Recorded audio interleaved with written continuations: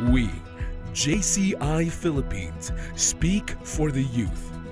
We met with some of our vice presidential candidates to find out more about their positive change solutions for some of the issues the country faces today. My positive change for the burdensome tax system are as follows. Una, layunin namin ipasa yung tax relief law. This law simply seeks to index the current rates of our tax code. 30 billion pesos lamang yan. 30 billion na napakaliit para sa gobyerno, pero napakalaki sa bulsa ng ordinaryong Pilipino. Tuwing may bibili naman sila, may VAT pa rin ng gobyerno. So ang net loss sa gobyerno, hindi naman naabot talaga ng ganun kalaki. Pangalawa, layunin din namin, tiyakin na sa loob ng 6 hanggang 8 taon, mapapababa natin ang tax rates para maging competitive tayo sa ating ASEAN neighbors to the rate of anywhere between 21 to 23% for income tax of any Filipino or any person declaring their income derived from the Philippines. Pangatlo, in a span of 8 to 10 years, layunin namin, i-exempt ang kahit na sinong Pilipinong kumikita ng less than 1 million pesos a year.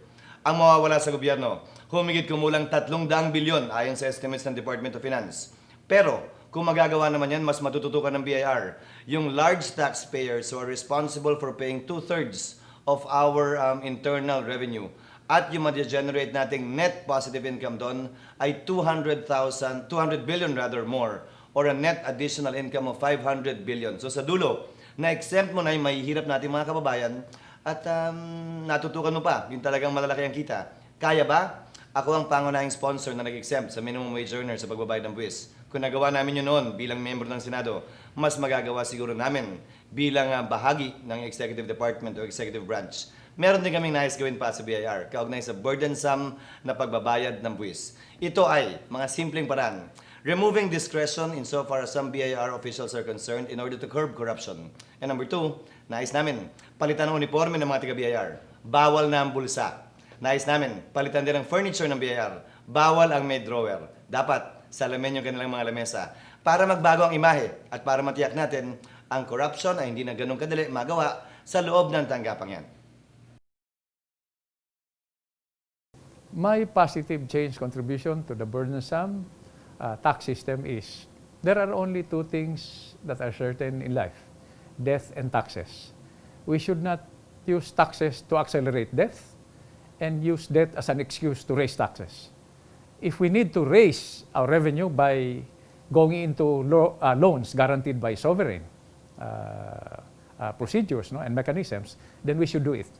But I guess we should not burden the overburdened lower and lower middle class some more.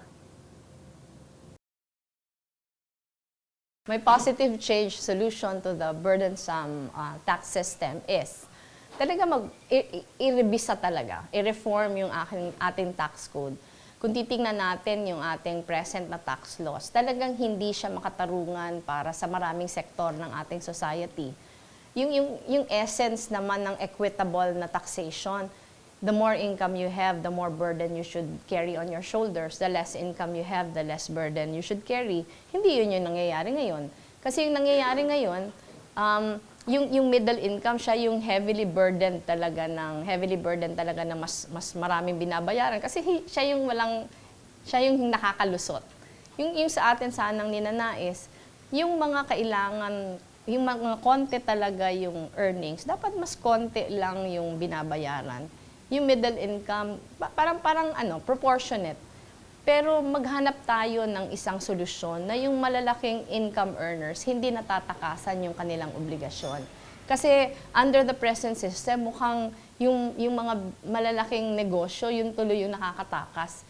Yung mga regular income earners tuloy na salaried, yun yung hindi nakakatakas kasi reported lahat na income. So hindi talaga siya makatarungan ngayon. Pero naniniwala ako na hindi dapat ito ginagawang election issue. Dapat nito pinag-uusapan na mas komprehensibo. Hindi ako naniniwala na ipismil ito dahil ito yung hinihingi ng tao. Naniniwala ako na kahit maghintay tayo ng konting panahon, basta kung rirebisahin natin, komprehensibo na. Para isang beses lang ito irerebisa. Parang yung nangyayari kasi ngayon, maraming humihingi nito, pero parang knee-jerk kasi popular siya. Sinasakyan ng mga politiko. Kaya yung sa akin lang, sana kami, ng mga politikong lalo na kaming sinasubmit yung sarili namin sa eleksyon, parang dumistansya muna kami sa issue kasi mahalagang issue ito na maapektuhan yung buong bansa.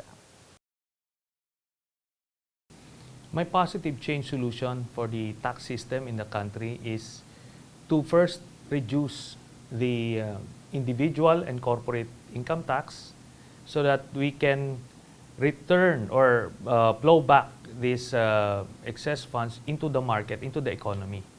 So, however, so that the revenue of the government won't be affected, it should be packaged with some tax reform proposals like the imposition of luxury taxes for luxurious goods and services, because I believe the Filipino culture is more inclined to pay taxes based on what they consume, as opposed to paying a lump sum tax which they feel that bulk of their earnings are being eaten away by the government, a corrupt government at that. So that's the reason why the tax base is not as big as expected, because people are discouraged from paying taxes. By doing this, it will now be the tax system would now be based on the goods and services that you consume. However, as a safety net for the marginalized people, we can exempt from taxes basic goods and commodities like sugar, rice, milk, eggs, noodles, and all other basic commodities.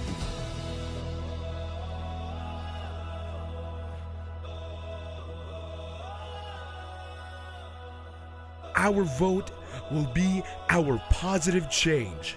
So, vote for moral enlightenment. Vote for change.